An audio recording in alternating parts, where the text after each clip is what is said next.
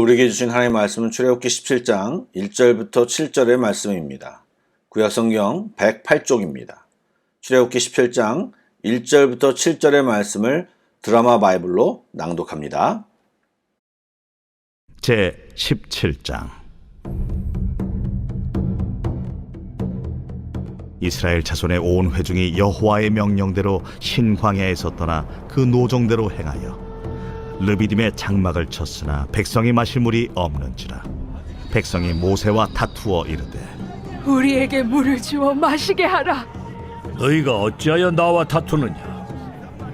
너희가 어찌하여 여호와를 시험하느냐? 거기서 백성이 목이 말라 물을 찾으매 그들이 모세에게 대하여 원망하여 이르되 당신이 어찌하여 우리를 애굽에서 인도해내어서 우리와 우리 자녀와 우리 가축이 목말라 죽게 하느냐? 모세가 여호와께 부르짖어 이르되 내가 이 백성에게 어떻게 하리이까? 그들이 조금 있으면 내게 돌을 던지겠나이다. 백성 앞을 지나서 이스라엘 장로들을 데리고 나일강을 치던 네 지팡이를 손에 잡고 가라. 내가 호렙산에 있는 그 반석이 거기서 내 앞에 서리니 너는 그 반석을 치라. 그것에서 물이 나오리니 백성이 마시리라. 모세가 이스라엘 장로들의 목전에서 그대로 행하니라.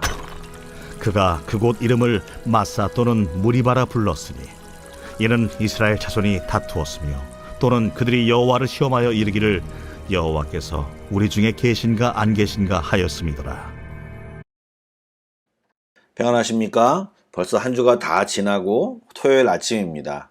르바란 연휴도 이제 막바지로 가고 있는데 잘 쉬시고 어제 말씀처럼 주일을 잘 준비하는 토요일이 되시길 주님의 이름으로 축복합니다. 아멘. 이스라엘 백성은 신광야에서도 하나님의 살아계심과 보호하심을 만나와 메추라기를 통해 경험하였습니다. 시간이 지나 이동을 해서 오늘 말씀해 보니 르비딤이라고 하는 곳에 도착하여 장막을 쳤다고 합니다. 아시는 대로 광야라는 곳은 풍부한 곳이 아닐 뿐더러 부족한 것이 많은 곳입니다. 무엇보다도 물을 구하기가 어렵습니다. 바로 이곳 르비딤에서도 마실 물이 없는 문제에 봉착했고 이스라엘 백성은 또다시 모세를 원망하고 있습니다. 그런데 이번에는 원망의 정도를 넘어 다투기까지 했다고 성경은 기록하고 있습니다. 이 다투다라는 단어는 격렬한 다툼이나 질책을 의미하는 동사입니다. 이전에 마라에서 원망했던 것과는 차원이 다르게 모세가 말한 것처럼 돌에 맞을 것 같은 험악한 분위기가 조성된 상황인 것입니다. 여러분, 이스라엘 백성은 이미 하나님께서 베푸신 이적과 기사를 꽤 많이 경험했습니다. 물 부족 상황도 이미 한번 경험했고 만나가 내리는 사건은 정말 놀랍고 신기했기에 하나님을 기억하고 르비딤에서도 물 문제를 해결해 주실 것이라는 기대를 가질 만도 한데 그런 모습은 보이지 않고 지금 어찌하여 애굽에서 인도해내어 우리와 우리 자녀와 우리 가축이 목말라 죽게 하느냐라고 따지고 있습니다. 그리고 다른 각도로 이 상황을 바라보면 모세가 이스라엘 백성의 리더자가 아니라 몸종 같은 느낌마저 듭니다. 우리에게 물을 주어 마시게 하라. 믿음과 기도의 자세는 배우지 못하고 데리고 나왔으니 책임지라는 어거지를 부리는 모습 같아 보입니다. 그런데 앞에서도 말한 바 있지만 모세에게 대한 것은 하나님께 대하는 것과 같은 것입니다. 7절에서 정보를 주는 것처럼 이 상황은 여호와가 그들의 하나님이심을 증명해 보이라는 것입니다. 문제도 있고 그것을 요청하는 과정만 본다면 특별한 문제가 없어 보일 수 있습니다. 그런데 여러분, 이스라엘 백성의 행동에서 여호와 하나님의 은혜에 대한 감사나 경배의 모습이 보이십니까? 경외감이나 믿음의 흔적이 보이십니까? 그들의 모습 속에는 불신과 불손의 태도밖에는 보이지 않습니다. 그래서 모세는 다양한 마음이 들었을 것입니다. 지도자는 자신을 거부하는 공동체를 대할 때 그들을 위해 뭔가를 해주고 싶어도 해줄 수 없는 한계를 느끼게 됩니다.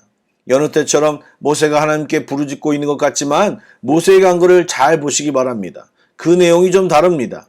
제가 한번 4절 말씀을 읽어보겠습니다. 모세가 여호와께 부르짖어 이르되 내가 이 백성에게 어떻게 하리이까? 그들이 조금 있으면 내게 돌을 던지겠나이다.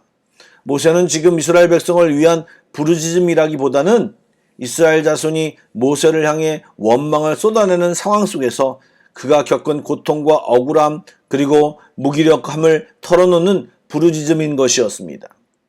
우리는 여기서 이 상황을 떠나서 모세의 자세에서 우리가 꼭 배워야 하는 것이 있습니다. 바로 하나님께 묻는 태도입니다. 답답한 상황, 어찌할 바를 모르는 상황, 내 마음대로 하고 싶은데 그것을 누르고 자신이 어떻게 반응해야 할지를 묻는 이 태도는 정말 중요한 태도입니다. 사실 이쯤 되면 보통 사람과 같이 백성에게 오히려 내가 너희를 위해 얼마나 애쓰고 있느냐, 너희들이 그것도 알지 못하느냐, 너희들이 이러는데 내가 기도하고 싶겠냐, 막 나갈 수도 있을 것 같은데 모세는 힘든 마음 속에도 주님께 아뢰고 끝까지 어떻게 행동할지를 묻는 이 태도는 우리가 배워야 할 태도인 것입니다. 삶 속에서 우리는 속상하고 하나님의 때와 속도가 우리의 생각과 맞지 않을 때, 모든 것이 엉클어져 있다고 느낄 때 우리는 다양한 마음이 들게 되어 있습니다. 그럴 때 우리의 태도가 우리의 신앙의 수준인 것입니다. 답답해도 하나님께 나아가 하나님의 마음을 알고자 엎드리는 것, 이것이 정말 중요합니다. 또 때때로 우리 마음이 느껴지지 않습니까? 내가 요즘 말씀 앞에, 하나님 앞에 부드럽지 않고 투박하게 느껴질 때가 있지 않습니까? 하나님을 부인하거나 마음대로 살겠다는 정도의 마음이 아니지만 기꺼이가 아니라 마지못해 마음에 안 들지만 내가 순종해야 될 것 같으니 다소 억지로 순종하는 정도의 마음 말입니다. 그럴 때에도 주님께 나와 주님을 찾고 주님 앞에 내 마음을 그대로 털어놓는 것이 필요합니다. 이때 몰라 하며 엎드리지 않고 시간을 지체하면 우리는 점점 딱딱해지는 것이고 주님으로부터 멀리 떨어지는 것입니다. 그런 실수를 하지 말고 하나님께 꼭 붙어 있어야 합니다. 멀리 가면 쥐염 열매밖에 먹지 못합니다. 우리는 명심해야 합니다. 모세의 부르심을 들으신 여호와께서 모세의 상황을 해결하시기 위해 직접 나서십니다. 우선 모세에게 이스라엘 장로들과 함께 백성 앞을 지나가라고 말씀하셨습니다. 이어서 이스라엘 자손을 일깨울 카드를 꺼내 드십니다. 모세에게 나일강을 쳤던 하나님의 지팡이를 잡고 가라고 말씀하셨습니다. 그 지팡이는 모세가 여호와께 사명을 받았을 때, 애굽 왕 바로에게 하나님의 명령을 선포했을 때, 또 애굽 땅에 재앙을 임하게 할 때, 홍해를 갈라지게 할 때 사용했던 도구였습니다. 하나님께서는 그 도구를 다시 사용하시려는 것입니다. 하나님께서는 그들을 호렙산 반석까지 데리고 가서 반석을 치라고 말씀하셨습니다. 그곳은 모세에게는 하나님의 임재를 경험한 곳이요 자신의 정체성을 계시한 곳이었습니다. 또한 모세가 이스라엘 백성을 애굽에서 인도해낸 후에 하나님을 섬길 장소로 지정한 곳이기도 하였습니다. 그런데 그곳에서 반석을 치면 그곳에서 물이 터져나와 백성들이 마시게 될 것이라고 말씀하신 것입니다. 여러분, 이스라엘 백성에게 지팡이는 하나님의 능력과 기적을 일으키는 신호탄 같은 것이었습니다.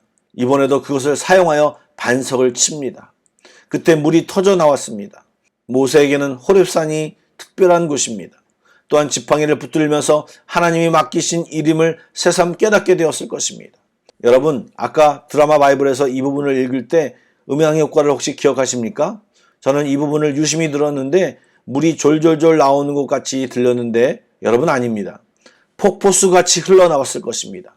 시편 105편에도 강같이 흘러나왔다고 말하며 그것을 온 백성이 마셨습니다. 여러분, 이 물은 200만이 먹어야 할 물입니다. 우리 하나님의 스케일은 굉장히 크십니다.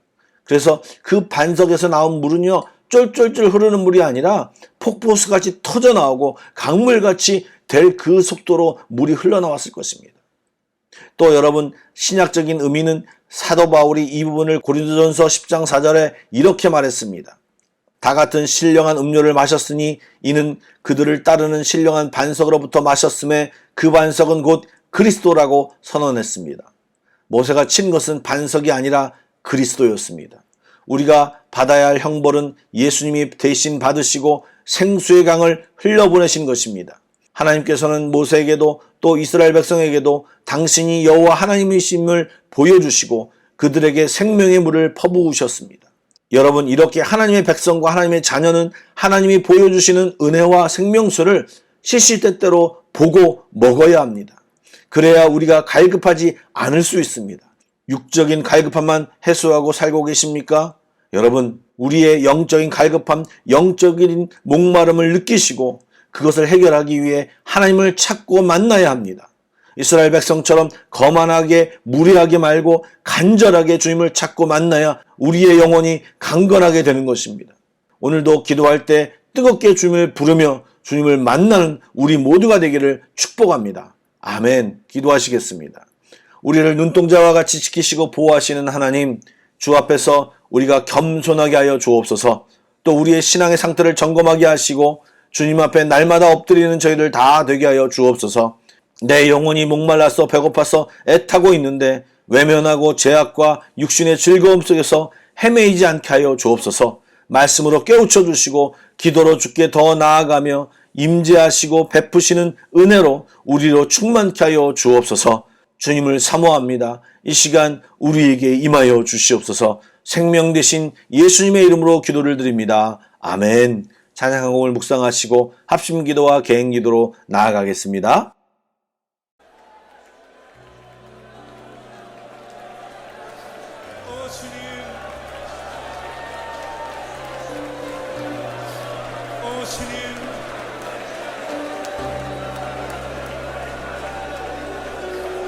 주님, 다른 기대들을 모두 내려놓습니다. 오 주님, 주님 한 분 향한 갈망을 가지고 주님 앞에 나아가기 원합니다. 하나님, 다른 어떤 것으로도 채울 수 없고 그 누구도 줄 수 없는 주님의 얼굴 향한 갈망, 주님의 보좌를 향한 목마름을 가지고 주님 앞에 나가길 원합니다. 주님께서 채워주실 줄 믿고 나아갑니다.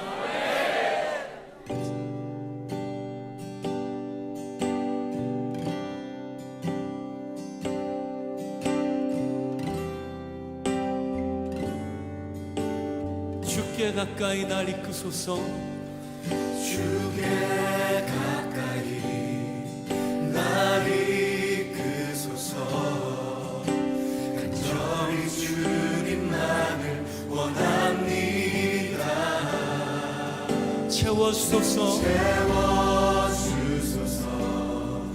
주의 사랑을 진정한 찬양, 진정한 찬양 드릴 수 있도록 주께 가까이, 주께 가까이 날 이끄소서. 간절히 주님만을 원합니다. 채워주소서. 채워주소서. 주의 사랑, 주의 사랑을 진정한 찬양 드릴 수 있도록 목마른 나의 영혼, 목마른 나의 영혼 주를 부르니, 주를 부르니 나의 맘만 적어 주소서.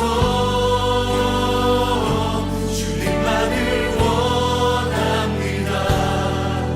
더 원합니다. 나의 맘만 적어 주소서. 주께 가까이, 주께 가까이 나를 이끄소서. 간절히 주님만을 원합니다. 예수님 채워주옵소서. 주의 사랑을 진정한 찬양 드릴 수 있도록 목마른 나의 영혼, 목마른 나의 영혼 주를 부르니 나의 맘만 적어 주소서. 주님만을 원합니다.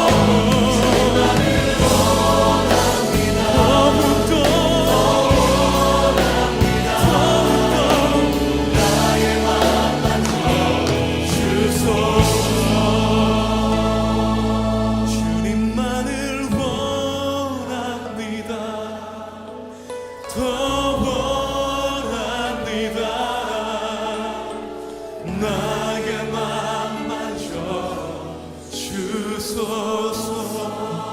주님만을 원합니다. 주님만을 원합니다. 더욱더 원합니다. 나의 마음 만져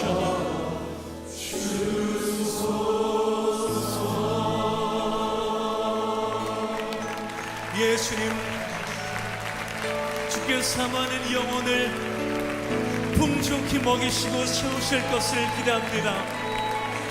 오 주님, 그렇게 하실 주님을 기대하며 찬양합니다. 할렐루야, 할렐루야, 아멘, 할렐루야. 주님을 기대합니다.